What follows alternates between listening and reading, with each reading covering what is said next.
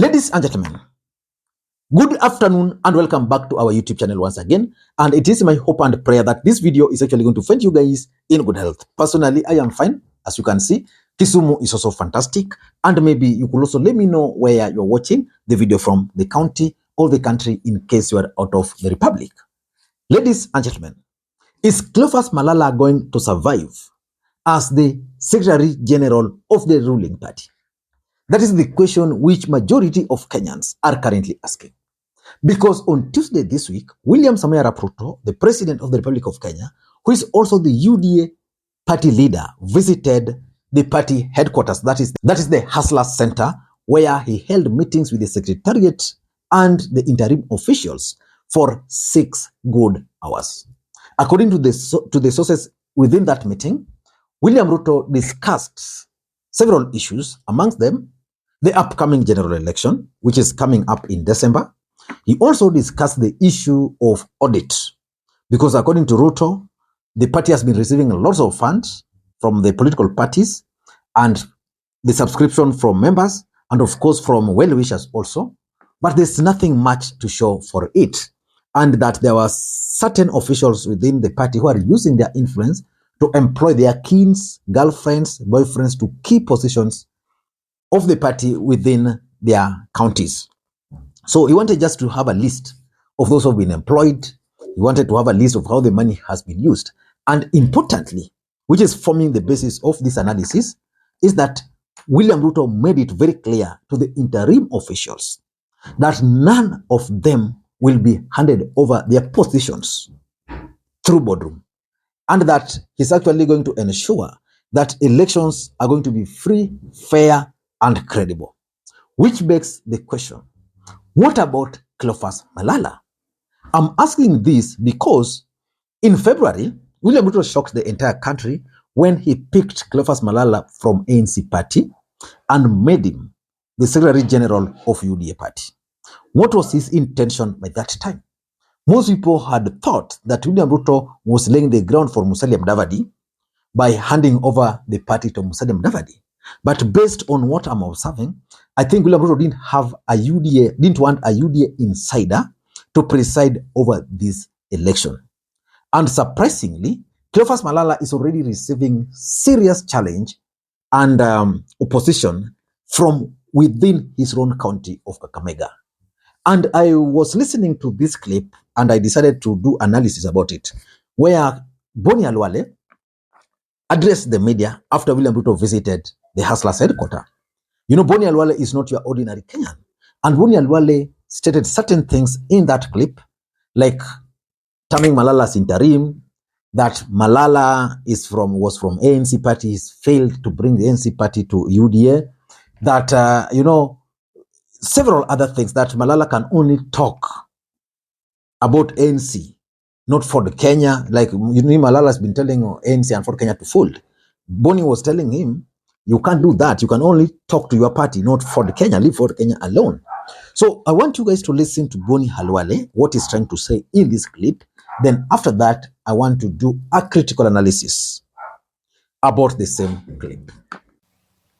Cleophas Malala, sisi tumemkubali kama Secretary General wa UDA. Lakini tunajua vitu mbili. Kitu ya kwanza ni kwamba yeye kuwa interim official, yeye kuwa Secretary General, yeye ni interim. Number 2, sisi kama watu wa Kakamega tunajua mahali alitoka. Tunajua alitoka ANC. Na kwa sababu ANC bado iko, ndio unaona anajua hii ukweli ya maneno yenye ninasema asubuhi, mchana, usiku, saa ngapi anaendelea kuambia Mudavadi avunje chama chake. Mmekuwa mkisikia. Ni kwa sababu is aware, for as long as ANC is still ANC, these people cannot have confidence in him. Correct. They are suspicious. Baluya ko wala bakali baluya. Mahali muliya ta ka ko sa ta vereta. So he's operating from a position of knowledge. We are not saying we are seconding him in his proposal that his former party be dissolved. But we understand his concerns. The only advice we can give him is as follows. Kwamba, kwa maneno ya dissolution of parties, Mheshimiwa Malala, please stick to ANC. Wewe ambia ANC idissolve, lakini wachana na Ford Kenya. Wewe sio member ya Ford Kenya. Kule kwenye ulitoka ndio uko na sababu ya kuambia wote wakufate. Na ukifanya hivyo Malala, tutafurahi, tutakuunga mkono, uwe Secretary General at the national level, you will have done a very good job. But for as long as you come alone from ANC the way you are coming alone, unakuja hapa, we find it difficult to trust you. How can you be Secretary General and you are unable to support your former colleagues in ANC to come to the party where you have been elevated right up to the top? He has job to do. Let him do it 2 months to go before the election. Afanye. Hatuna shida na yeye na tunamtambua. Na ujue ninazungumza Kiswahili. Ninasema tunamtambua kama Secretary General. Na tukimtambua tunajua yeye ni interim. Ndio unaona chama sasa imeitisha election ya kutafuta the leadership. We are not worried in making this decision because we know the process in December is not going to be conducted by the Secretary General. The process in December itakuwa conducted na election board ya UDA. Na hiyo election board ya UDA vile tumewaomba sisi tunataka uteuzi uanzie kwa polling station ndio ifike national. Wenye watapiga kura, hatutaki kusikia kura ya Moi ya Mlolongo. Tunataka kura ya secret ballot, na wenye watapiga ndio wale ambao wako kwa orodha ya members wa chama kwa party register. Yes. Now, from that statement by Boni Khalwale, I think Cleophas Malala should actually be worried.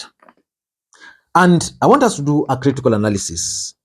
But before we do that, in case you're watching this channel for the first time, please take a second or two, click that subscribe button so that next time we produce a video like this, YouTube will automatically notify you. And to the subscribers, I want to continue thanking you guys for your continued support, because without that support, this channel cannot be where it is. And without any further ado, ladies and gentlemen, allow me to dive in.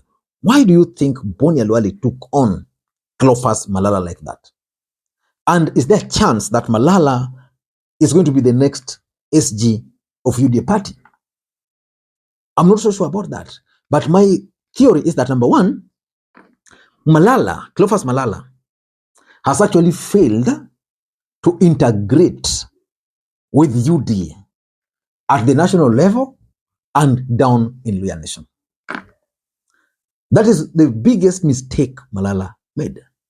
And for me, I don't blame Malala. I blame William Ruto. You know, Malala has never managed a political party. Then you picked him, William Ruto picked him from another political party and placed him in that strategic position. Cleophas Malala then grew big, bigger than Malala himself.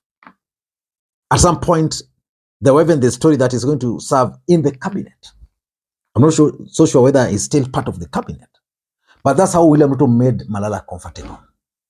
But Malala forgot one thing, that he came from a different political party, and that even if they were not expressing, clearly some people were not going to be happy. Even the people who stuck with the ANC, with the UDA party. You know, you can't tell me that Ruto locked the entire UDA party and could not find SG. Just like he used to challenge Uhuru Kenyatta. That Uhuru Kenyatta just went to Jubilee party like that and could not find a presidential candidate. That's exactly the question which majority in UDA party were asking. The fact is, Malala then failed. He ought to have integrated. He saw himself as the SG. That's why every rally he attended, every recruitment drive he attended, be it Mombasa, be it where, people were always fighting. because he's not a member of ANC, UDA party. He doesn't understand the operations of UDA party. He's now a very big guy, given positions and money to move around.